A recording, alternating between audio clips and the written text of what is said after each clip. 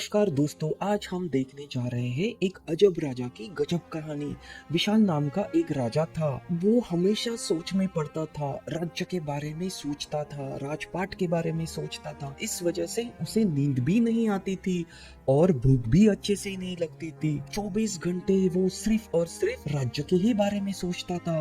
एक दिन राजा दोपहर में महल में चला जाता है। उसी दौरान उसकी नजर एक नौकर में पड़ती है और उसी टाइम पे वो नौकर बहुत ही ज्यादा मजे से खाना खा रहा होता है। प्याज और चटनी के साथ वो 7-8 मोटी मोटी रोटियां खा जाता है और फिर राजा उस पे नजर रखता है। फिर रात को वो नौकर गहरी नींद में भी सोता है और सुबह भी वो समय पे जाग के उतने ही जोश से और आनंद से काम करने लगता है। ये सारी चीजें देख के राजा को उस नौकर पे ईर्ष्या होती है। फिर एक दिन राजा के दरबार में उसके कुलगुरु ऋषि पधारे। राजा ने अपनी समस्या कुलगुरु के सामने रखी और कहा, गुरुदेव मेरी सहायता कीजिए। मुझे समय पे नींद नहीं आती है, मुझे भूख भी कम लगती है।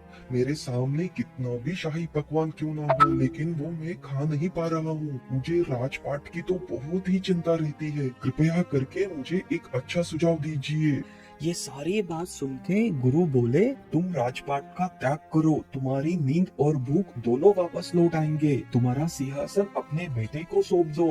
राजा ने कहा, गुरुदेव वो तो 5 वर्ष का अबोध बालक है, कैसे ये इतना सारा राज्य संभाल सकता है। फिर ऋषि ने कहा, फिर ये राज्य मुझे सौंप दो। राजा को ये सुझाव ठीक लगा। उसी समय राजा ने घोषणा कर दी कि आज से मैं मेरा राज्य राजपाट सब में मेरे गुरुदेव को सौंप रहा हूँ। ये घोषणा के बाद गुरुदेव ने राजा से पूछा, अब तो तुम राजा नहीं हो, तो फिर अब तुम क्या करोगे? राजा ने कहा, अब तो आप राजा बन गए हो, तो मैं अब इस राज्य में नहीं रहूंगा, मैं दूसरे राज्य में जाऊंगा, व्यापार करूंगा। उसी दौरान राजा ने एक मंत्री को कहा, आप मुझे 50,000 मुद्राएं दे दो, मैं दूसरे राज्य में जाके व्यापार करूंगा। उसी दौरान गुरुदेव बोले, नहीं मंत्री जी, आप राजा को 50,000 मुद्राएं नहीं दोगे।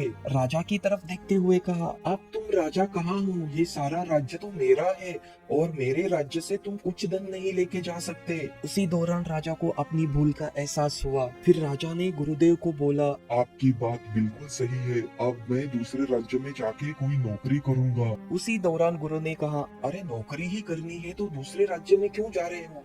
मेरे ही राज्य में नौकरी कर लो। ये बात भी राजा को ठीक लगी।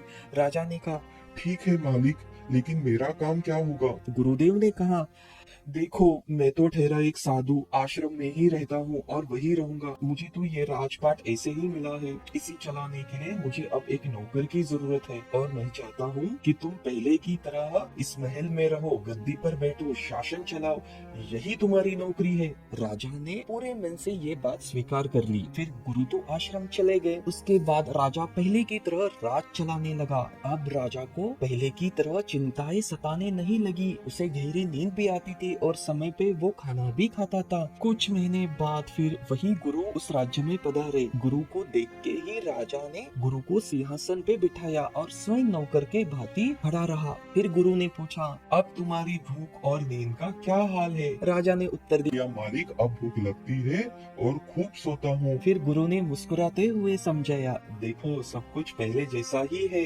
अंतर बस यही है, पहले तुम काम की चिंता बहुत ज्यादा करते थे, लेकिन अब काम को तुम कर्तव्य समझ के कर रहे हो, इसीलिए तुम्हें अब अच्छी नींद भी आती है और समय पे अच्छा खाना भी खा सकते हो, इसीलिए तुम्हें अभी जीवन में अच्छा महसूस हो रहा है। साथ में गुरु ने ये भी कहा, जो भी आप कार्य करते हो उसे कर्तव्य समझ के ही करो।